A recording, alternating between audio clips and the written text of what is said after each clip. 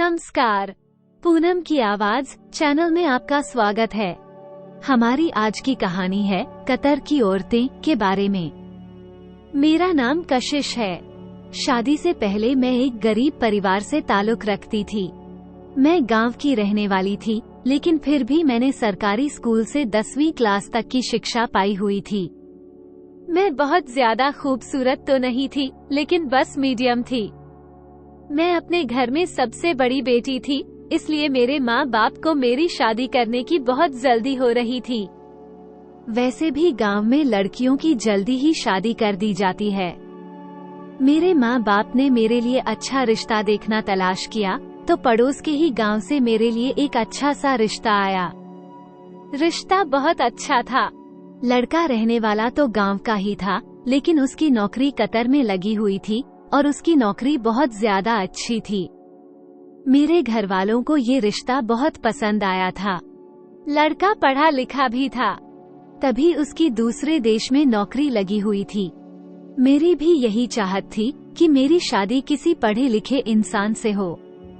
ये रिश्ता मिल जाने के बाद मेरी चाहत भी पूरी हो गई थी और मेरे घर वालों को रिश्ता बहुत पसंद आया था। मेरा होने वाला पति काफी सालों से ही कतर में नौकरी कर रहा था। वो अपने घर में सबसे बड़ा बेटा था। उसके छोटे 3 बहन भाई थे। एक कुंवारा भाई और 2 छोटी बहनें थी। मेरे होने वाले पति के पिता तो काफी सालों पहले ही गुजर चुके थे, लेकिन माँ का साया अभी तक उन पर था। हमारा रिश्ता फोटो देखकर ही तय हो गया था। मेरा फोटो लड़के को दिखा दिया गया था और लड़के का फोटो मुझे दिखा दिया गया था, क्योंकि लड़का कतर में नौकरी करता था, इसलिए वो बार बार यहाँ पर नहीं आ सकता था। लड़के वालों की शर्त यही थी कि हमारा बेटा शादी के टाइम पर ही हिंदुस्तान वापस आएगा, और मेरा ये रिश्ता मेरे पिता के जानने वाले दोस्त ने ही करवाया था। इसलिए मेरा होने वाला पति मेरे लिए बिल्कुल अनजान था। दोनों परिवारों की मर्जी से हमारा रिश्ता पक्का हो गया और कुछ दिन बाद ही हमारी शादी भी हो गई। मेरी शादी की पहली रात जब मेरे पति से मेरी मुलाकात हुई, तो मुझे उनका बिहेवियर बहुत पसंद आया था। मेरे ससुराल भी बस ठीक ठाक ही थी। ससुराल का घर तो थोड़ा छोटा था, लेकिन मेरे पति की कमाई अच्छी थी। इसीलिए मेरी माँ ने मुझे समझाया था कि घर से कुछ नहीं होता, लड़के की कमाई अच्छी होनी चाहिए। मैंने भी इस बात को स्वीकार कर लिया था। शादी के 4 दिन बाद ही मेरे पति ने अपना सामान पैक करना शुरू कर दिया था, क्योंकि उनको कतर वापस जाना था, और यह बात सुनकर मैं रोने लगी थी। अभी तो हमारी शादी को 3-4 दिन ही गुजरे थे और मेरे पति सोहेल मुझे अकेला छोड़कर जा रहे थे। मैं उनके बिना यहाँ पर कैसे रहूंगी? हमने तो अभी तक एक दूसरे को ठीक तरह से जाना भी नहीं था। मैं अपनी जिंदगी अपने पति के साथ गुजारना चाहती थी। शादी से पहले मुझे ये बात तो पता थी कि मेरे पति काफी सालों से ही कतर में नौकरी कर रहे हैं, लेकिन जब शादी के बाद वो 3-4 दिन बाद ही जाने लगे, तो मेरे पैरों तले से जमीन निकल गई, क्योंकि मुझे तो यह नहीं पता था कि वो अचानक इतनी जल्दी कतर जाने की तैयारी करने लगेंगे। मैंने सोचा था कि शायद 1-2 महीने यहाँ पर रुकेंगे, मुझे घुमाएंगे फिराएंगे, उनकी मेरे साथ अच्छी खासी बातचीत होगी, लेकिन ऐसा कुछ भी नहीं था। वो तो 3-4 दिन में ही यहाँ से जाने की तैयारी में लगे हुए थे। मैंने अपनी आंखों में आंसू भरकर अपने पति से कहा भी था कि मैं यहाँ पर आपके बिना कैसे रहूंगी। मेरी बात सुनकर मेरे पति कहने लगे, मेरी मजबूरी है, वहाँ पर मेरी नौकरी लगी हुई है, मैं ज्यादा टाइम तक यहाँ पर नहीं रह सकता, वरना मेरी नौकरी खतरे में पड़ जाएगी। वैसे तो मैं यहाँ पर 2 महीने की छुट्टियों पर आया था, लेकिन कंपनी ने अचानक ही मेरी छुट्टियाँ कैंसिल करके मुझे वापस बुला लिया है। शायद वहाँ पर काम ज्यादा है, इसलिए बार बार मेरे पास वहाँ से फोन आ रहे हैं। ये सुनकर मेरी आंखें नम हो गई थी और मुझे गुस्सा भी आ रहा था इस बात पर कि मुझे किसी परदेसी इंसान से शादी ही नहीं करनी चाहिए थी। एक परदेसी इंसान से शादी करना बहुत ही मुश्किल काम है। इस बात का एहसास मुझे आज हो रहा था। मेरे पति ने अपना सामान पैक किया और मुझसे कहने लगे कि मैं थोड़ी देर के लिए बाजार जा रहा हूँ, और जब वो घर वापस आए तो मैंने देखा कि वह लगभग 15-20 किलो फिटकरी लेकर आए थे। मुझसे कहने लगे कि सारी फिटकरी मेरे सामान में रख दो। इतनी सारी फिटकरी देखकर मैं हैरान हो गई थी और मैंने कहा, आप वहाँ जाकर इसका क्या करेंगे? ये तो बहुत सारी फिटकरी है, इसका भला आपको क्या काम है? और इससे तो आपके सामान का वजन भी बढ़ जाएगा और फिर अलग से फिटकरी के पैसे भी भरने पड़ेंगे। क्या वहाँ भी हमारे इलाके की तरह गंदा पानी आता है जिसे साफ करने के लिए आप फिटकरी लेकर जा रहे हैं? मैंने अपने हिसाब से ही अपने पति को सारी बात बता दी थी, क्योंकि मेरी माँ हमेशा ही बर्तनों को साफ करने के लिए थोड़े से बर्तन में फिटकरी डालकर बर्तन को घुमाकर निकाल लिया करती थी। हमारे एरिया में गंदा पानी आया करता था। माँ कहती थी कि ऐसा करने से बर्तन बिल्कुल साफ हो जाते हैं और पानी के कीटाणु बर्तन पर नहीं लगते हैं। मेरी बात सुनकर सोहेल हंसने लगे और कहने लगे, ये तुम्हारे इलाकों में बर्तन साफ करने के लिए इस्तेमाल की जाती होगी, लेकिन वहाँ पर तो शुद्ध पानी आता है, बिल्कुल साफ पानी मिलता है। कतर की औरतें इसका कुछ और ही इस्तेमाल करती है। ये बात मुझे ठीक से तो नहीं पता है, लेकिन मुझे यह मालूम है कि वहाँ पर इसकी वैल्यू बहुत ज्यादा है। कतर की औरतें फिटकरी को डबल रेट में खरीदने के लिए भी तैयार रहती है। लगभग हर कतर की औरत के घर में ये फिटकरी मौजूद होती है। मैं जब भी यहाँ पर आता हूँ तो वापसी पर फिटकरी जरूर लेकर जाता हूँ। सोहेल की बात सुनकर मैं हैरान हो गई थी। यहाँ पर तो हर दुकान पर फिटकरी मौजूद होती थी, लेकिन इस टाइम में सब कुछ भूलकर अपने पति की टेंशन ले रही थी। मेरे लिए सबसे बड़ी टेंशन मेरे पति की जुदाई थी। मैंने उनके सामान में फिटकरी तो रख दी थी। मैंने रोते हुए सोहेल से कहा कि जितनी जल्दी हो सके मुझे तुम अपने पास बुला लेना। मैं सोहेल को देखकर इतनी बुरी तरीके से रो रही थी कि मेरे आंसू रुकने का नाम ही नहीं ले रहे थे। अभी तो हम दोनों ने अपनी खूबसूरत जिंदगी की शुरुआत भी नहीं की थी और इतनी जल्दी जुदाई का टाइम भी आ गया था। सोहेल के बिना ससुराल में रहने का सोचकर ही मुझे अंदर से घुटन महसूस हो रही थी। मुझे इस तरह रोता हुआ देखकर सोहेल कहने लगे, तुम ज्यादा परेशान मत हो, वहाँ जाते ही मैं तुम्हें बुलाने का इंतजाम कर लूँगा। मैं जानती थी ये सारे झूठे बहाने हैं, लेकिन सिवाय आंसू बहाने के मेरे पास और कोई चारा भी नहीं था। मेरी दोनों छोटी नंदें बहुत ही ज्यादा चालाक थी। सास तो बीमार रहती थी, इसलिए अपने कमरे से ज्यादा बाहर निकलकर भी नहीं आती थी, लेकिन मेरी दोनों नंदें हर टाइम मुझ पर निगाह रखती थी। उन्हें मेरे आंसू ड्रामेबाजी लगते थे। उनका कहना था कि वह भी तो अपने भाइयों की इतने सालों से जुदाई बर्दाश्त कर रही है। खैर, सोहेल मुझे छोड़कर चले गए थे, लेकिन जब भी उनका फोन आता था, उनकी बहनें फोन पर अपने भाई से मेरी बहुत ज्यादा बुराइयां किया करती थी। वो इन सब बातों से बहुत तंग आ गए थे। मेरे पति भी मेरे बिना तड़प रहे थे। वो रोज मुझसे फोन पर बातें किया करते थे और कहते थे, कशिश, तुम्हारे बिना मेरा दिल नहीं लगता। मुझे तुम्हारी बहुत याद आती है। तुम्हारे साथ बिताए हुए वो 3-4 दिन मुझे अभी तक बहुत याद आते हैं, लेकिन अगले ही पल में उदास हो जाता हूँ। और फिर एक दिन मेरे पति ने मुझे कुछ ऐसा बताया कि जिसे मैं सुनकर बहुत ज्यादा खुश हो गई थी। उन्होंने मुझे बताया कि वो मुझे अपने पास कतर बुला रहे हैं। वो सारी कार्यवाही कर चुके हैं। उन्होंने मेरे डॉक्यूमेंट भी भेज दिए थे। ये सुनकर जहां मैं खुश हो रही थी, वहीं पर मेरी नंदों के चेहरे का रंग बदल गया था। वो चाहती थी कि उनका भाई उन्हें भी कतर बुला ले, लेकिन मैंने अपनी नंदों को नजरअंदाज करके जल्दी जल्दी अपने जाने की तैयारी शुरू कर दी। मैंने सोहेल से पूछा, क्या आपके लिए यहाँ से कोई भी सामान लेकर आऊं? तो सोहेल ने मुझसे कहा, तुम मेरे लिए 20 किलो फिटकरी लेकर आना। ये सुनकर मैं हैरान हो गई थी। अभी तो कुछ टाइम पहले ही सोहेल 15-20 किलो फिटकरी लेकर गए थे। अब फिर से 20 किलो फिटकरी तो बहुत ज्यादा होती है। मेरा अपना सामान भी अच्छा खासा था।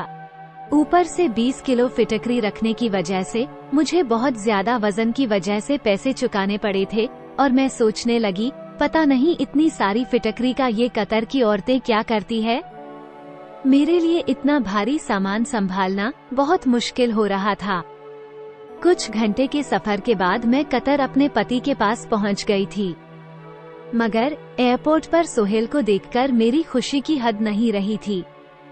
मेरे पति ने मुझे देखते ही पहला सवाल यही पूछा कि तुम फिटकरी लेकर आई हो या नहीं।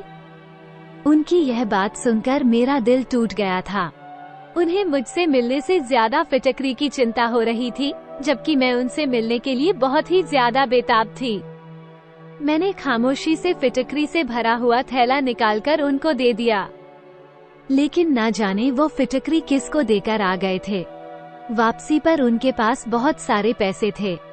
जब वह मुझे अपने फ्लैट पर लेकर गए थे, वह मुझे बहुत ज्यादा प्यार करने लगे और मुझसे बहुत अच्छे से पेश आ रहे थे। अब मुझे उनसे सवाल करने का मौका ही नहीं मिला और फिर बाद में मैं भूल गई थी कि वो फिटकरी का आखिर करते क्या है। थोड़ी देर बाद जब बातों ही बातों में फिटकरी का कोई जिक्र आया तो मैंने अपने पति सोहेल से पूछा कि आखिर आप फिटकरी किसको देकर आए हो। मैं अपने पति की बातों में सब कुछ भूल गई थी। सच कहूँ तो मुझे विश्वास ही नहीं हो रहा था कि मेरे पति ने मुझे अपने पास बुला लिया है। 2 महीने मैंने अपने पति के साथ बहुत अच्छे गुजारे थे। 2 महीने किस तरह से अपने पति के साथ हंसी खुशी गुजर गए थे, मुझे पता ही नहीं चला था। लेकिन 2 महीने पूरे होते ही मेरे पति मुझसे कहने लगे, अब तुम्हें यहाँ पर रखना मेरे लिए पॉसिबल नहीं है। बेहतर यही होगा कि तुम वापस हिंदुस्तान चली जाओ। सोहेल की बात सुनकर मैं हैरान रह गई थी और मेरे होश उड़ गए थे। मैंने कहा, ये आप कैसी बातें कर रहे हो? आपके बिना मेरी वहाँ पर कोई जिंदगी नहीं। मैं तो अपने सब रिश्तेदारों से कहकर आई हूँ कि अब मैं हमेशा आपके साथ कतर में ही रहूंगी। वैसे भी मैं वहाँ जाकर क्या करूँगी? तो वो कहने लगे कि यहाँ के खर्चे बहुत ज्यादा हो गए हैं और घर भेजने के लिए भी पैसे नहीं बच रहे। मुझे अपने परिवार का भी खर्च उठाना है। मेरी माँ बार बार पैसों के लिए फोन कर रही है और बहनों की भी स्कूल की फीस जमा करनी है। वो भी मुझे रोज फोन कर करके तंग कर रही है और तुम्हारे यहाँ पर होने की वजह से मेरे सारे पैसे खर्च हो जाते हैं। मैंने गुस्सा करते हुए अपने पति से कहा कि अगर ऐसी ही बात है तो फिर मैं भी यहाँ पर कोई नौकरी कर लेती हूँ। मैं अपना खर्च खुद उठा लूंगी, लेकिन अब मैं तुम्हें छोड़कर यहाँ से वापस नहीं जाऊंगी। मैं वहाँ पर अकेले जिंदगी नहीं गुजार सकती। मेरी बात सुनकर सोहेल कहने लगे, तुम्हें भला क्या काम आता है? तुम क्या नौकरी करोगी यहाँ पर? बहुत देर तक सोचने के बाद मैंने सोहेल से कह दिया कि मुझे लोगों के घरों में झाड़ू बर्तन ही क्यों न करना पड़ जाए। मैं सब कुछ कर लूंगी, मगर यहाँ से वापस नहीं जाऊंगी। सोहेल को मेरी बात मजाक लगने लगी थी, लेकिन मैंने आसपास के फ्लैट वालों से कहकर कुछ फैमिली में घर का काम तलाश कर लिया था। उन दिनों मेरी काफी लोगों से जान पहचान हो गई थी, क्योंकि हम जिस जगह पर रहते थे वहाँ पर ज्यादातर हिंदुस्तानी फैमिली भी रहती थी और इस समय मेरी जान पहचान वाली औरतें मेरे काम आ गई थी। 2-3 ऐसी फैमिली थी जिन्हें खाना बनाने के लिए एक औरत की तलाश थी, इसलिए उन्होंने मुझे अपने घर काम करने के लिए रख लिया।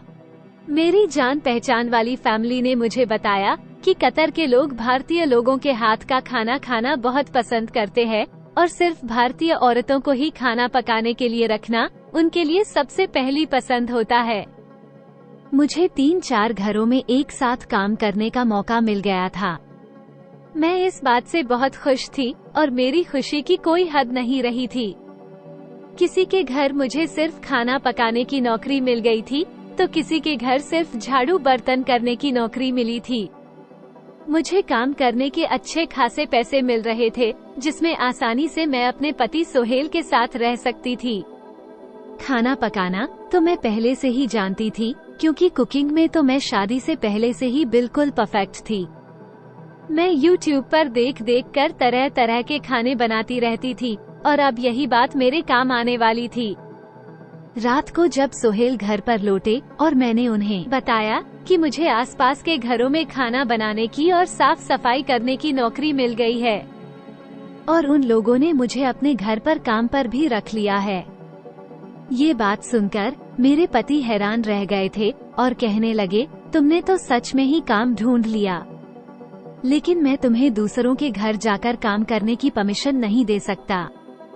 सोहेल ने मेरी सारी खुशी खाक में मिला दी थी, लेकिन मैं इतनी आसानी से हार मानने वाली नहीं थी। सोहेल की बात सुनकर मैं जोर जोर से रोने लगी। मेरे आंसुओं ने सोहेल के दिल को मोम कर दिया था।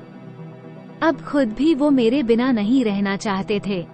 मैं अच्छी तरह से जानती थी कि मेरी नंदे ही मेरे पति को बहका रही है, मुझे वापस हिंदुस्तान बुलाने के लिए उन पर दबाव डाल रही है और मजबूर होकर ही वो मुझे कतर से हिंदुस्तान वापस भेजना चाह रहे थे, लेकिन उनका मुझे भेजने का कोई मन नहीं कर रहा था। मैंने जानबूझकर इतना ज्यादा रोना धोना मचाया कि सोहेल ने मुझे काम करने की परमिशन दे दी। मेरी खुशी का कोई ठिकाना नहीं रहा था, क्योंकि अब मैं सोहेल के साथ हमेशा यहाँ आराम से रह सकती थी। मैंने खुशी से सोहेल को अपने गले से लगा लिया और मोहब्बत का इजहार किया। अगले दिन जब ऑफिस जाते टाइम सोहेल ने कहा कि अगर तुम्हें काम समझ आए तो ही करना, वरना काम करने की कोई जरूरत नहीं। मैंने उनसे कहा कि आप फिक्र मत करो, मैं सब कुछ संभाल लूंगी। और उनके घर से जाते ही जल्दी से मैं अपने काम से फ्री हुई और फिर मेरी पड़ोसन मुझे कतर की औरतों के घर पर ले गई, जिनके घर बहुत ही बढ़िया थे, अंदर से बिल्कुल महल के जैसे लगते थे। मैं देखकर तो बहुत ही ज्यादा हैरान रह गई थी। यहाँ के लोगों के घर सच में बहुत ज्यादा हसीन थे और वहाँ की औरतें भी बहुत मिलनसार व्यवहार की थी। कुछ औरतों को तो हिंदी भी समझ जाती थी, लेकिन बोलना नहीं जानती थी। उन्होंने इशारे से मुझे समझा दिया कि मैं उन्हें किस तरह का खाना बनाकर दूं। लेकिन पहले ही दिन मैंने एक बड़ी अजीब सी बात देखी। जब एक मालकिन के यहाँ किचन में खाना बनाने के लिए गई, तो वहाँ पर एक बड़े से बॉक्स में बहुत सारी फिटकरी पड़ी हुई थी। फिटकरी को देखते ही मुझे याद आया कि मेरे पति और मैं भी तो इंडिया से इतनी सारी फिटकरी लेकर आई थी। पता नहीं सोहेल ने उस फिटकरी का क्या किया था। क्या पता यहाँ की औरतें इस फिटकरी का क्या करती है। लेकिन ये सवाल मैं किससे पूछती, क्योंकि इस घर में मौजूद जितने भी नौकर थे वो सब हिंदी नहीं जानते थे और न ही इंग्लिश जानते थे। और सोहेल तो पहले ही बता चुके थे कि उन्हें इस बारे में कुछ भी नहीं पता।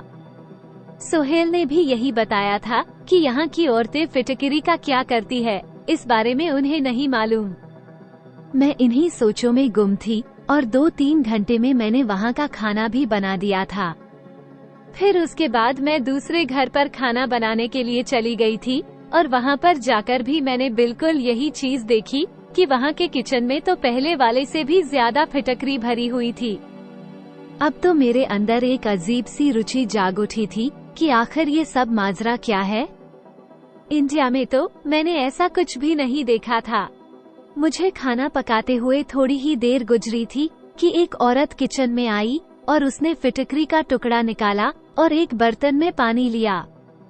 फिटकरी का टुकड़ा उस बर्तन में डाल दिया और उसको ढककर कोने में रख दिया। पता नहीं उसने पानी में फिटकरी डुबोकर क्यों रखी हुई थी। मुझे मालूम नहीं हो सका कि वो औरत ऐसा क्यों कर रही थी, क्योंकि वो ये काम चोरी चुपके कर रही थी और मैंने काम करते हुए उसे देख लिया था, जैसे वो नहीं चाहती हो कि मैं उसकी तरफ देखूं। इस बात पर तो मैं और भी ज्यादा हैरान हुई थी। खैर, मेरा पहला दिन था और बहुत अच्छा गुजरा था।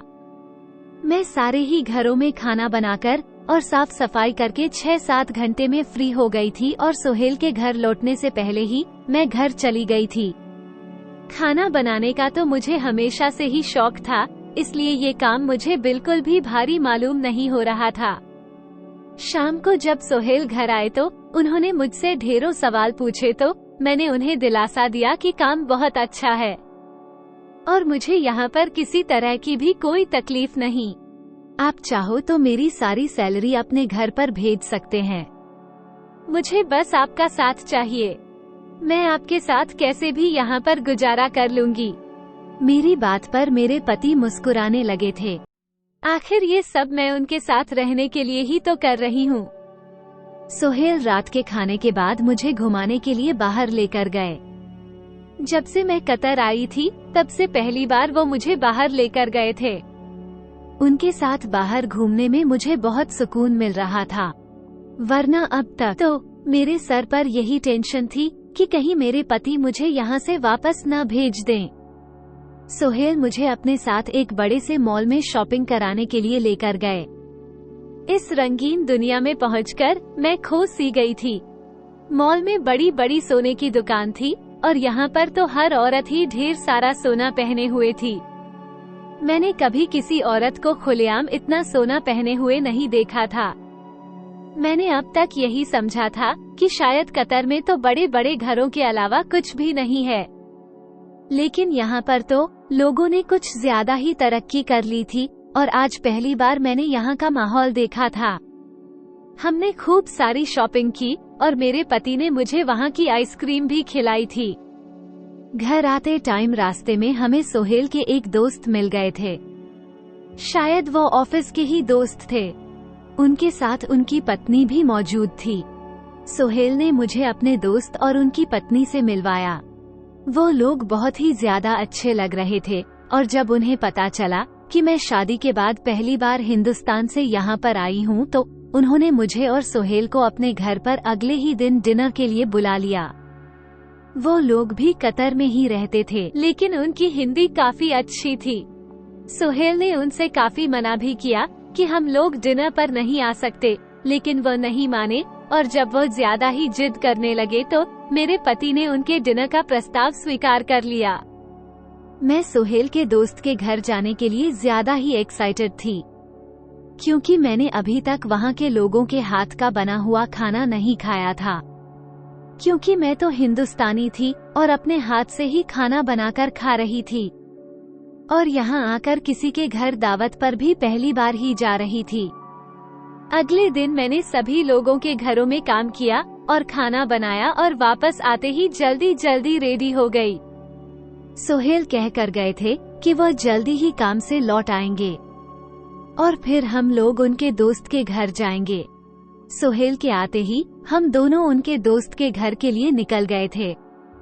उनके दोस्त और उनकी पत्नी ने बहुत ही अच्छी तरह से हमारा वेलकम किया था। मैं सोहेल के दोस्त का घर देखती ही रह गई थी। घर बाहर से जितना खूबसूरत था, अंदर से भी उससे कई गुना खूबसूरत था।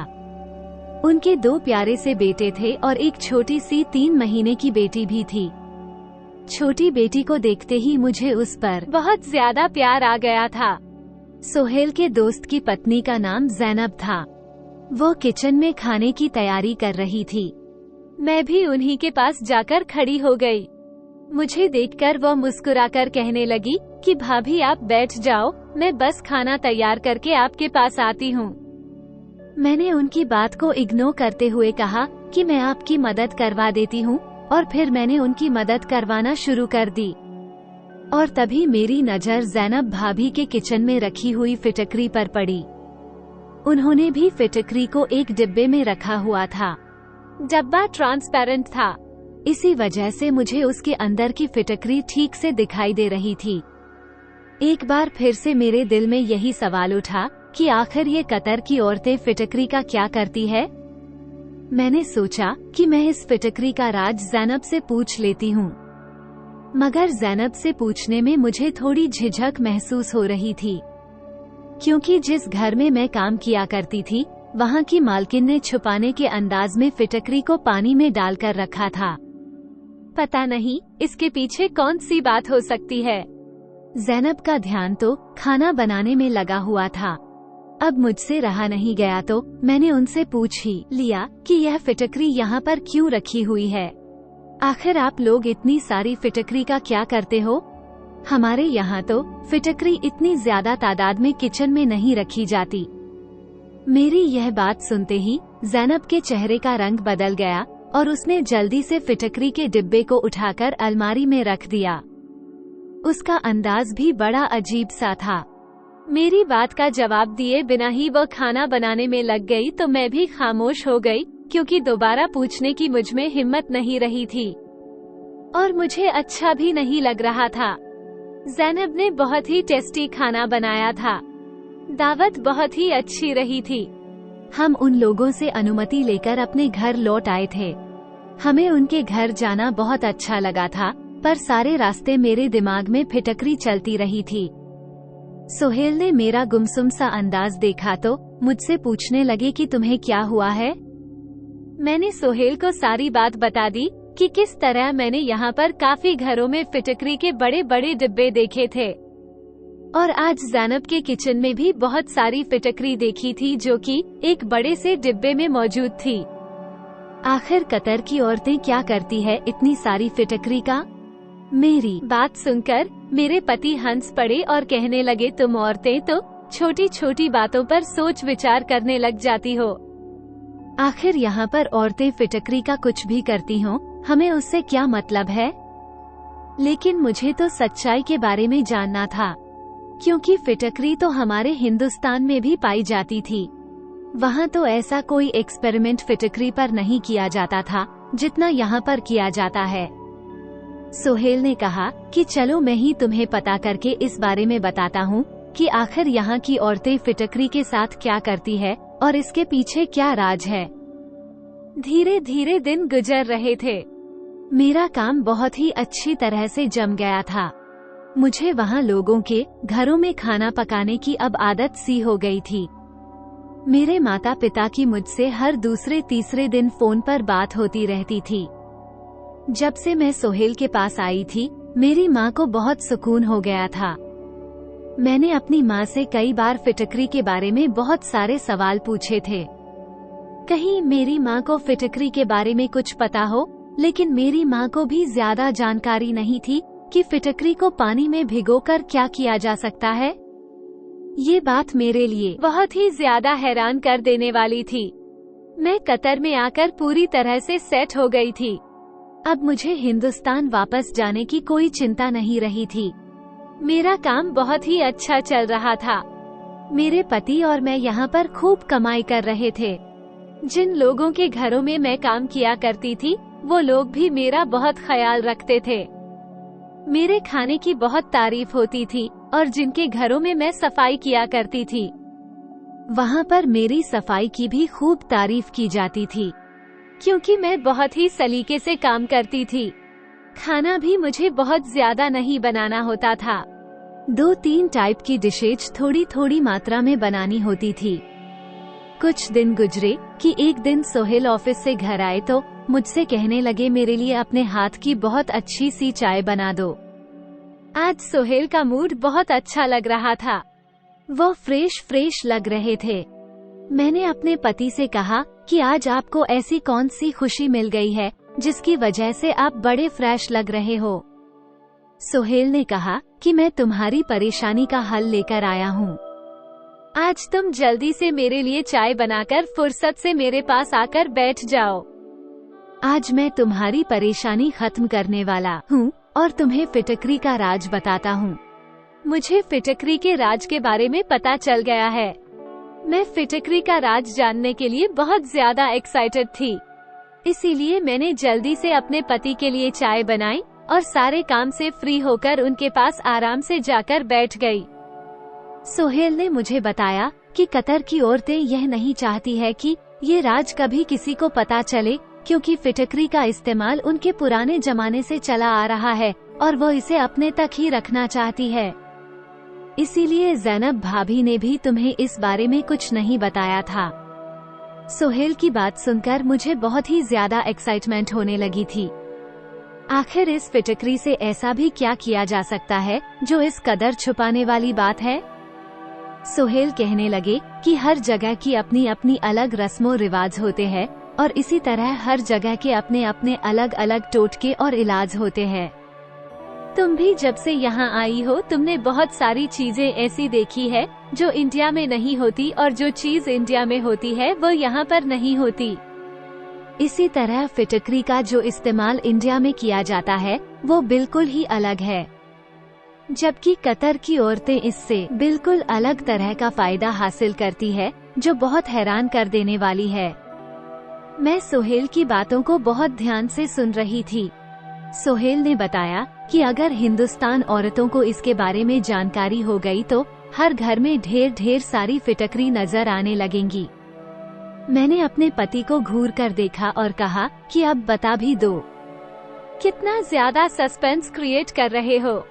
मेरी बात सुनकर सोहेल ने मुझे एक ऐसा राज बताया जिसे सुनकर मैं चौंक गई थी। अपनी 24 साल की जिंदगी में मैंने आज तक फिटकरी का ऐसा इस्तेमाल नहीं सुना था। मैंने हैरानी से सोहेल से पूछा, क्या आप सच कह रहे हैं? सोहेल कहने लगे, हाँ बिल्कुल यही बात है। मैंने अपने कतर में रहने वाले बहुत करीबी दोस्त से इस बारे में पता किया है और उसने ही मुझे फिटकरी का राज बताया है। मेरा ये दोस्त वही है जिसे मैं इंडिया से फिटकरी लाकर महंगे दामों में बेच देता हूँ।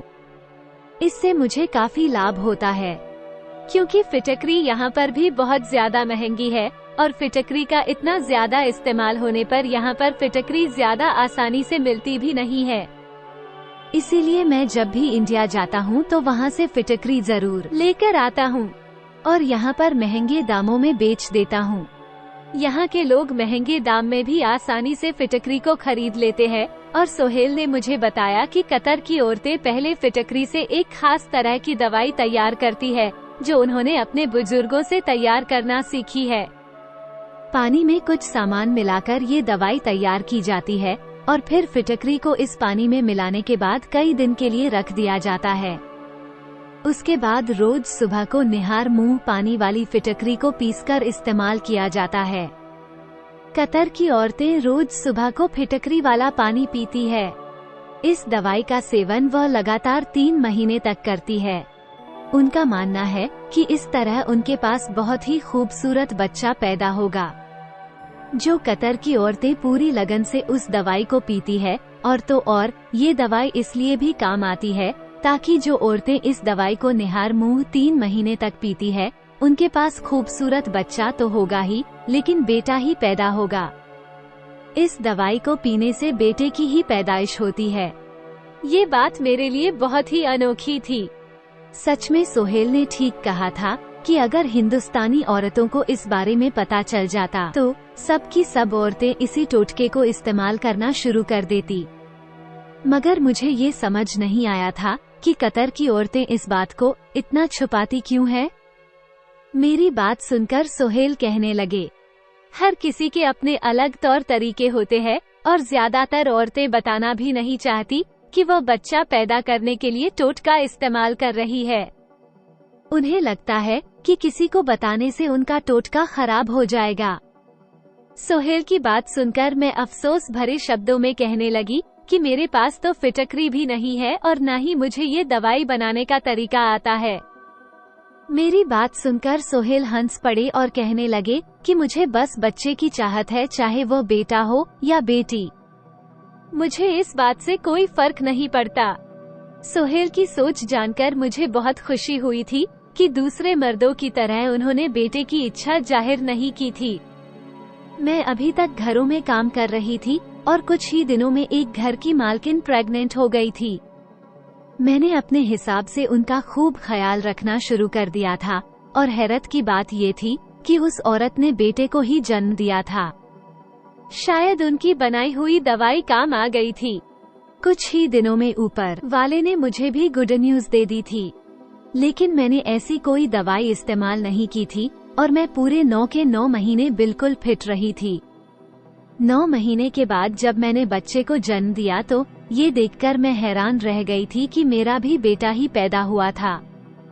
मैंने तो ऐसी कोई दवाई नहीं पी थी, लेकिन फिर भी ऊपर वाले ने मुझे बेटे से नवाज दिया था। बेटा या बेटी, ये सब तो ऊपर वाले के हाथ में है, लेकिन हम इंसान हमेशा अपने तौर पर टोटके करते रहते हैं। कतर की औरतें भी ऐसे ही टोटकों के चक्कर में फंसी रहती है। मैं ये बात तो नहीं जानती थी कि कितनी कतर की औरतें फिटकरी की दवाई के टोटके से जानकार है। लेकिन जहाँ तक मैंने देखा था, ज्यादातर कतर की औरतों के घरों में फिटकरी मौजूद थी।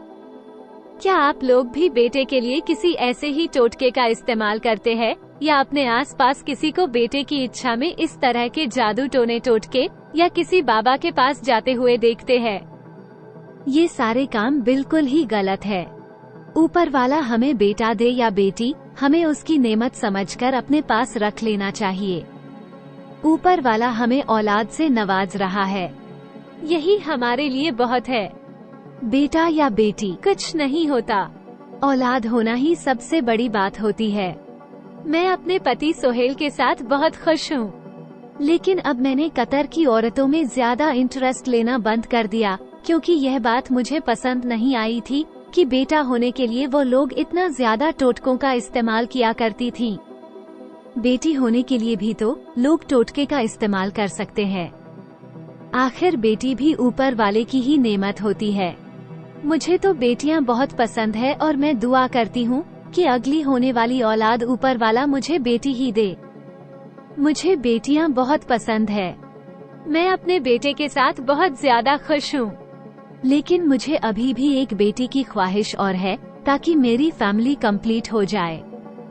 दोस्तों, उम्मीद करती हूँ आपको हमारी कहानी पसंद आई होगी।